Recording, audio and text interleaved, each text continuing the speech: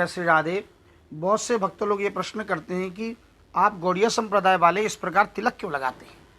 तो देखिए, केवल गौड़ीय संप्रदाय ही नहीं है, समस्त संप्रदायों में तिलक निर्धारित है। वैष्णव संप्रदाय में भी कई प्रकार के तिलक हैं, जैसे गौड़ीय वैष्णव संप्रदाय, पुष्टि मार्गी संप्रदाय, रामानंदी संप्रदाय, निम्बार्क संप्रदाय। प्रत्येक संप्रदाय का एक तिलक निर्धारित है। हम लोग ऊर्ध्व पुंड लगाते हैं, है ना। और इसका तात्पर्य है कि ये दोनों जो ऊर्ध्व रेखाएं हैं, ये भगवान विष्णु के, हमारे इष्ट के 2 चरण हैं। और नीचे तुलसी पत्र है, अर्थात भगवान के चरणों में समर्पित तुलसी है, अर्थात एक भक्त का भगवान के चरणों में पूर्ण समर्पण। तो भगवान और भक्ति के मध्य में जो दासत्व का भाव है, उस भाव को उजागर करने के लिए हम लोग तिलक धारण करते, ताकि प्रतिपल प्रतिक्षण हमें अपने दासत्व होने का अनुभव कराए कि भगवान हमारे इष्ट हैं, हमारे नाथ हैं, हमारे प्राणनाथ हैं, वो सर्वेश्वर है, वो जगदीश्वर हैं, और हम उनके चरणों के दासानुदास हैं। इस संबंध को प्रतिक्षण स्मरण करने के लिए ललाट पर तिलक होना अनिवार्य होता है। आप संकोच क्यों करते हैं? आजकल की बहू बेटियां संकोच पता नहीं क्यों करते हैं। जब हम देखते हैं कि एक साधारण मरण धर्मा पति के दीर्घायु के लिए वो जब मांग भरती है, लाल टीका लगाती है और बीच बाजार में बड़े गर्व के साथ चलती है, तो उसको कोई लज्जा का अनुभव नहीं होता है।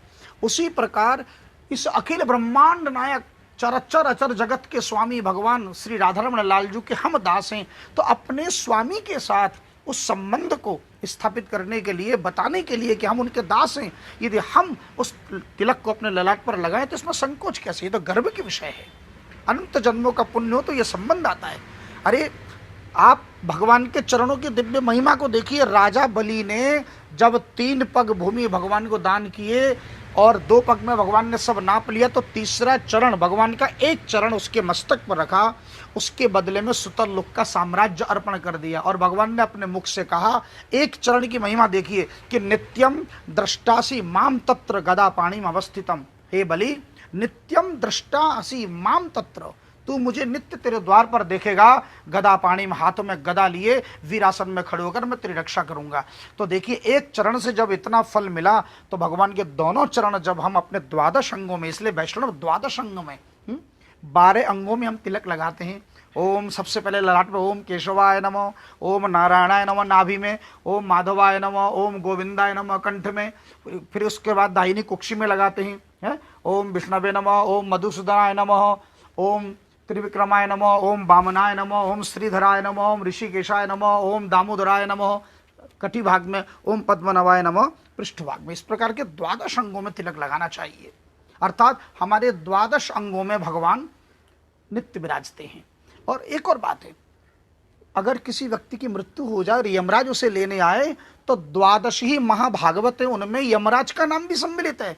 जब यमराज स्वयं देखेगा कि देखो, जिन नारायण का नित्य स्मरण करके मैं नारायण का दास हूं और ये भी नारायण के उस दिव्य चिन्ह को, चरणों को अपने मस्तक पर धारण किए हुए हैं, तो उस यमराज उसे छोड़कर चले जाते हैं, क्योंकि बोले ये मेरा नहीं है, ये भगवान विष्णु का अधिकारी है, ये यमलोक जाने का अधिकारी नहीं है।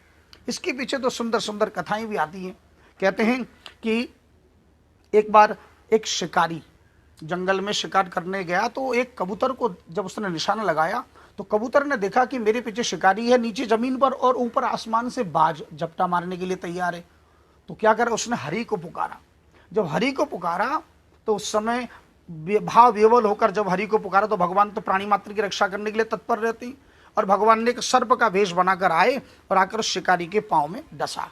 और जैसे डसा, तो डसते ही वो शिकारी पीछे की ओर ऐसे गिरा, और गिरते ही महाराज उसने जो बाण लगाया, उसका निशाना चूक गया, और बाण हाथ से छूटा और बाज को जाके लगी। वो बाज भी मृत्यु को प्राप्त हो गई। और इधर जो व्यक्ति गिरा, मरा पड़ा था, तो कहते हैं कि जो जंगल के जो सियार आदि उसको खाने के लिए दौड़े, और जब उसके निकट आए और निकट आकर उसको स्पर्श नहीं कर सके, और उसको छलांग के जाते हुए उसके नख लगे, उनके पांव के नख लगने से उसके माथे पे इस प्रकार की 2 ऊर्ध्व रेखा बन गई। और कहते हैं कि जब उसको यमराज जब लेने आए और देखा तो ये ललाट पर तिलक रूप है, तो उसको देखकर ही उसको छोड़ के चले गए। तो केवल तिलक जैसी आकृति देखकर ही उसे यमलोक लेकर नहीं गए, ऐसी दिव्य महिमा है। ओम आदित्य वसवो रुद्र विश्वे देवा मरुद्गण तिलकम तु प्रयच्छतु धर्म कामार्थ सिद्धये। इसलिए धर्म काम आदि की सिद्धि के लिए हम 33 कोटि देवताओं को भी तिलक अर्पण करते हैं। चंदनस्य महत्वपुण्यम पवित्रम पापनाशनम। जब मस्तक पर चंदन भी लगाते हैं तब भी ये मंत्र बोलते हैं आपदाम हरते नित्यम लक्ष्मी तिष्ठति सर्वदा। अरे नारायण के तो 2 स्थानों पर, चरणों में भी लक्ष्मी और उनके वक्षस्थल पर लक्ष्मी। जब उस नारायण को जब हम अपने मस्तक पर धारण करेंगे तो आपदा हरते नित्यम, समस्त प्रकार की आपत्ति विपत्तियों से भी रक्षा होती है और धन्य धान्य की समृद्धि भी होती है। अब इसका वैज्ञानिक कारण यह कि ललाट जहां लगाते हैं इसका हम आज्ञा चक्र कहते हैं और अंग्रेजी में उसको पीनियल ग्लैंड यानी पीनियल ग्रंथि कहते हैं। यानी हमारे समस्त 72,000 नाड़ियों का उद्गम जो है वो ललाट है, मस्तक है। और उस आज्ञा चक्र में जब हम इस तिलक को लगाते हैं तो कहते हैं कि ये जो आज्ञा चक्र ये समस्त कल्याणकारी विचारों का उद्गम स्थल है।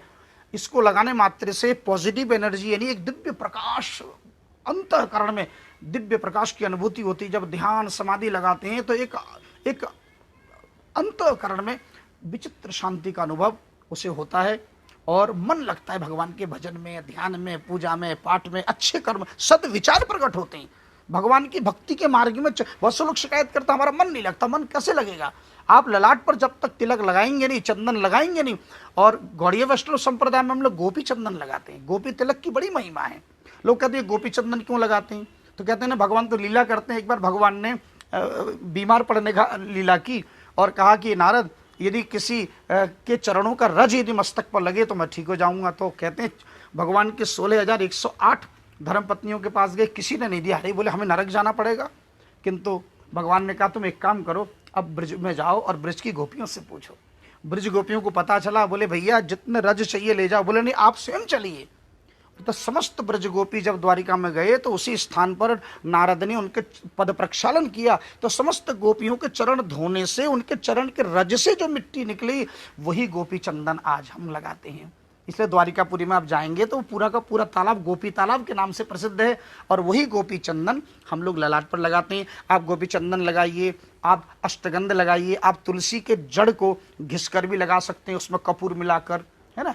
तो अनेक प्रकार के तिलक हमारे ब्रजवासी तो राधा कुंड के तिलक लगाते हैं, ब्रज रज की तिलक लगाते हैं। जो तिलक उपलब्ध हो आप लगाइए, पर ललाट को खाली मत छोड़िए, तिलक अवश्य लगाइए। तिलक लगाने से भगवान प्रसन्न होते हैं। और भगवान एक बात विचार कीजिए कि जब राजा बलि के मस्तक पर चरण रखने से उसके जीवन के सारे पाप ताप नष्ट हो गए और उसे राज्य मिला, तो ऐसे ही जब ठाकुर जी भगवान श्री कृष्ण का चरण मस्तक का दर्द दूर हो गया, तो जब भगवान को साक्षात अपने ललाट पर धारण करेंगे तो हमारे जीवन के जितना भी सरदर्द है ये सारा सरदर्द क्या दूर नहीं हो जाएगा? ये संसार के जितने कष्ट हैं, जितनी ये आपदाएं हैं, जितने झंझटों में फंसे हैं, ये सारा झंझट से अगर मुक्ति चाहिए तो ललाट पर तिलक अवश्य लगाइए।